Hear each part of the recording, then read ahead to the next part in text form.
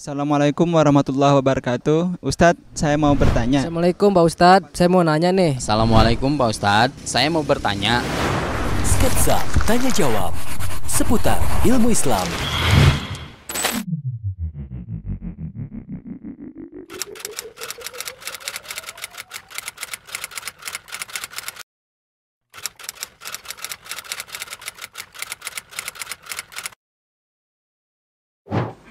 Alhamdulillah wassalatu wassalamu ala Rasulillah. Asyhadu an la syarika lahu wa asyhadu anna Muhammadan abduhu wa rasuluh. Allahumma shalli wa sallim wa barik nabi. Berkaitan dengan penghinaan kepada Nabi Muhammad sallallahu alaihi wasallam yang harus diingat oleh setiap mukmin dan mukminah bahwa para nabi dan para rasul itu mereka diutus untuk mendakwakan dakwah yang hak, ini dakwah tauhid, melarang umat ini tidak berbuat syirik. Itu mesti mereka mendapat ejekan, pasti, nggak mungkin tidak. Semua nabi, semua rasul itu pasti diejek, pasti. Antum lihat ayatnya dalam di dalam surah Al-Hijr. Dalam surah Al-Hijr ayat 11. Allah berfirman, "Wa ma ya'ti min rasulin lakanu bihi yastahzi'un." Dan tidaklah datang kepada mereka seorang rasul melainkan pasti diejek. Surah Al-Hijr ayat 11. Kemudian dalam surah Yasin di ayat 30, "Ya hasratan 'alal 'ibad ma ya'ti min rasulin lakanu bihi yastahzi'un." Alangkah ruginya hamba-hamba ini, tidaklah datang seorang pun dari seorang rasul melainkan mereka ejek. Begitu juga dalam surah Az-Zukhruf di ayat 6 dan 7, "Wa may yatimin nabiyyin illa kanu biyastahzi'un." Dan tidak datang seorang nabi pun melainkan mereka ejek. Arti ini sudah merupakan sunatullah, setiap nabi, setiap rasul pasti diejek oleh kaumnya, juga oleh orang-orang kafir, itu pasti diejek. Maka bagaimana kita sebagai orang Islam, kewajiban kita membela Nabi dengan melaksanakan perintahnya, menjauhkan larangannya. Berkaitan dengan orang yang mengejek, kalau memang itu penguasa punya kekuasaan, orang itu secara hukum syar'i itu dibunuh, hukum syar'i. Tapi yang melakukan siapa? Ulul amri. Berkaitan dengan ini juga ulul amri yang melakukannya, bukan kita. Ulul amri yang melakukannya. Atau ada persetujuan dari ulul amri, seperti terjadi zaman Nabi SAW. Ada seorang sahabat, dia mempunyai budak. Budak ini selalu mengejek, mencela, melaknat Nabi Muhammad SAW. Dibunuh oleh dia. Kemudian dilaporkan, ya Rasulullah, budak saya begini-begini. Kata Nabi SAW, damu hadar, darahnya sia-sia, nggak ada kisos, nggak ada tuntutan. Artinya menunjukkan bahwa orang yang mencela Nabi, menghina Nabi, hukumannya hukum apa? Bunuh. Dan itu sudah dibahas oleh Syekhul Islam Ibnu Taimiyah dalam kitabnya As-Sarimul Maslul ala Syatimir Rasul.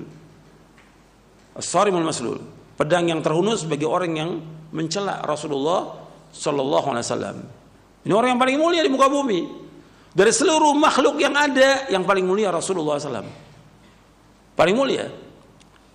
Kita wajib untuk membela Nabi, tapi dengan apa kita membelanya? Dengan melaksanakan perintah, menjauhkan larangannya. Kalau kita punya kekuatan seperti para sahabat di zaman Nabi, bela dengan hartanya, dengan dirinya. Mereka bela. Kalau ada yang mencela, ya dibunuh. Dan orang yang mencela Nabi itu pasti dia binasa, pasti celaka, pasti itu. Antum mesti yakin itu bahwa orang yang mencela Nabi itu pasti binasa. Allah sudah menyebutkan dalam Al-Quran bahwa orang yang mencela Nabi itu Allah nanti yang akan mengazabnya. Allah sebutkan di dalam surah Al-Hijr Di ayat 95, inna kafainakal mustahziin.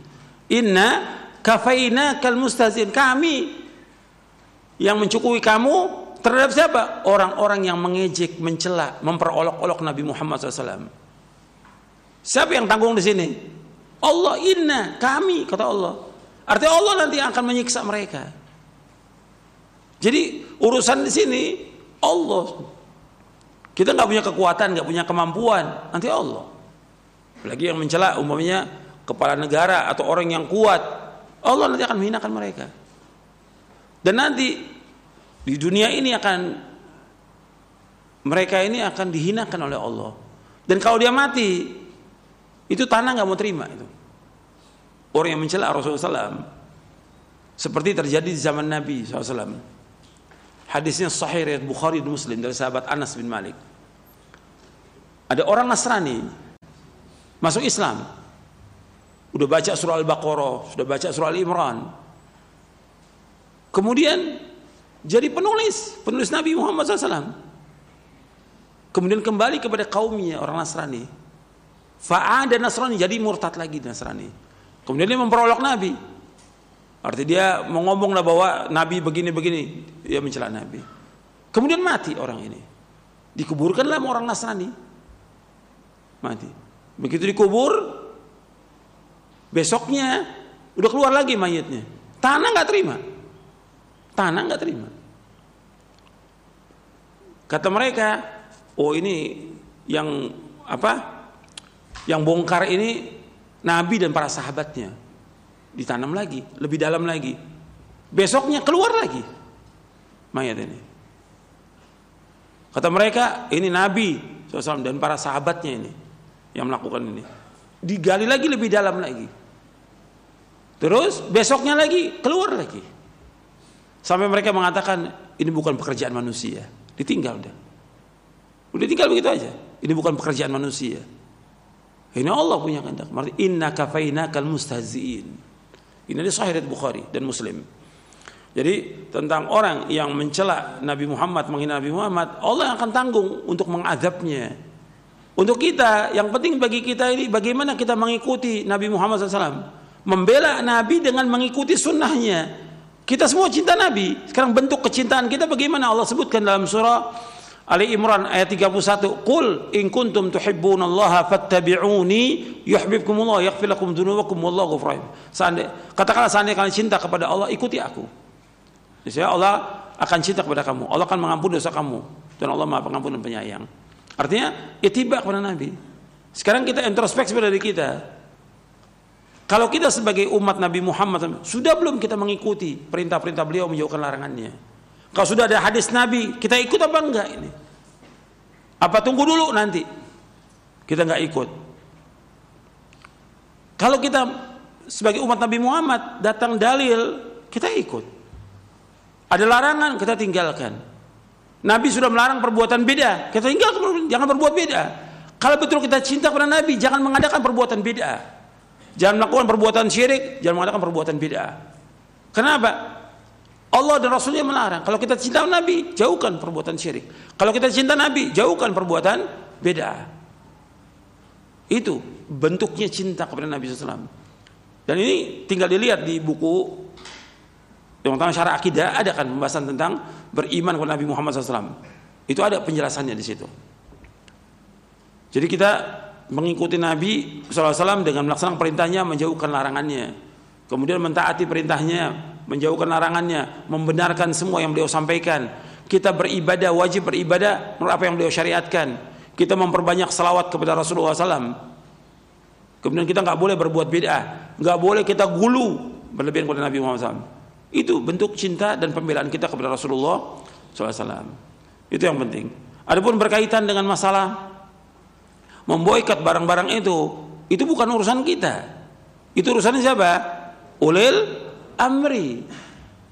Nggak bisa memboikot barang itu pribadi kita atau kelompok, nggak boleh.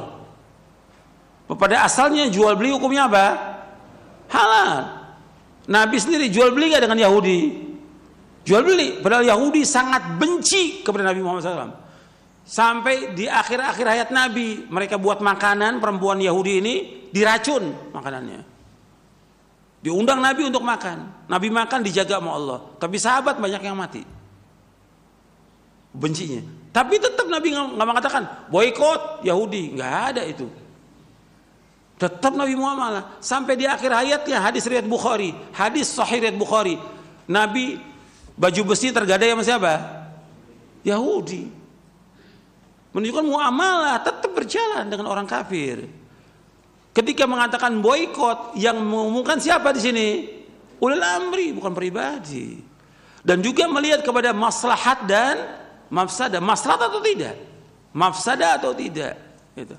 Apakah jerak dengan diboikot itu jerak, kemudian dia taubat kepada Allah, kemudian dia nggak mau ulangi lagi, atau tambah jadi dia? Dilihat kepada maslahat dan mafsadah. Itu urusannya siapa? Ulil amri, bukan kelompok-kelompok tertentu, bukan. Pengen jadi pahlawan, ini nggak boleh. Loh, antum ini siapa? Mengharamkan apa yang Allah halalkan. Apa antum nggak jadi Tuhan nantinya? Artinya menghalalkan apa yang Allah haramkan atau mengharamkan apa yang Allah halalkan, nggak boleh dalam Islam.